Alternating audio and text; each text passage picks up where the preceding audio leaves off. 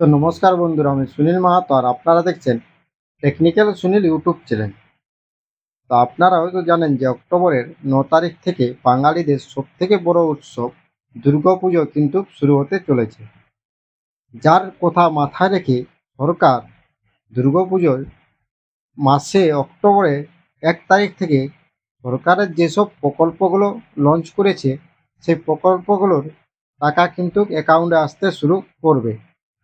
তো এখন আমি আপনাদেরকে দেখাবো একটা লিস্টের মাধ্যমে যে 1 তারিখ থেকে কোন কোন প্রকল্পের টাকা আপনাদের অ্যাকাউন্টে আসবে।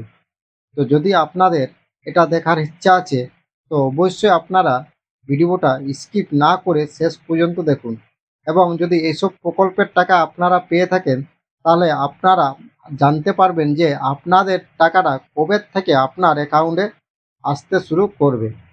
তো অতএব বন্ধুরা, ভিডিওটা স্কিপ না করে আপনারা শেষ পর্যন্ত কিন্তু দেখবেন, তবে আপনারা বুঝতে পারবেন যে এই সব প্রকল্পের টাকা অক্টোবরের 1 তারিখ থেকে সরকার দেওয়া শুরু করবে।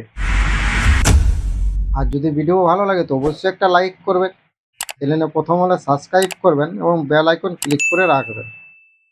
দেখুন, আমি আপনাদেরকে একটা একটা লিস্ট থেকে আলোচনা করে দিচ্ছি যে কোন কোন প্রকল্পের টাকা সরকার দুর্গাপূজার 1 তারিখ থেকে, অক্টোবরের 1 তারিখ থেকে দেওয়া শুরু করবে। তো মাননীয় মুখ্যমন্ত্রী মমতা বন্দ্যোপাধ্যায় কিন্তু ঘোষণা করে দিয়েছে প্রত্যেকটা প্রকল্পের লিস্ট করে, যে এই প্রকল্পগুলোর টাকা 1 তারিখ থেকে উপভোক্তারা তাদের অ্যাকাউন্টে পাবে। তো সবথেকে প্রথম যে প্রকল্পটা আছে সেটা হলো লক্ষ্মীর ভাণ্ডার। লক্ষ্মীর ভাণ্ডার আপনারা জানেন একটা সবথেকে এখন যেটা বলে আলোচনার বিষয়। তো মাননীয় মুখ্যমন্ত্রী মমতা বন্দ্যোপাধ্যায় বিভিন্ন জনসভা থেকে জানিয়েছেন যে আগামী 1 অক্টোবর থেকে লক্ষ্মীর ভাণ্ডারের টাকা প্রত্যেক উপভোক্তার অ্যাকাউন্টে পেয়ে যাবেন। তো আপনারা জানছেন যে 1 তারিখ থেকে লক্ষ্মীর ভাণ্ডারের টাকা কিন্তু পাই যাবে, যার কাজ কিন্তু শুরু হয়ে গেছে।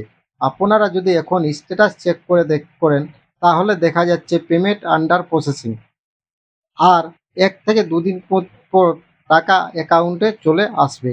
তো আপনারা জানেন যে পেমেন্ট আন্ডার প্রসেসিং দেখার মানেই 1 থেকে 2 দিনের পরেই আপনাদের অ্যাকাউন্টে টাকা আসতে শুরু করবে। তাহলে আপনারা জানলেন 1 নম্বরে হলো লক্ষ্মীর ভাণ্ডার। এবার 2 নম্বরে কি আছে? তো দেখুন, আমি আপনাদেরকে 2 নম্বরে যেটা আছে সেটা আমি আপনাদেরকে এখন দেখাচ্ছি।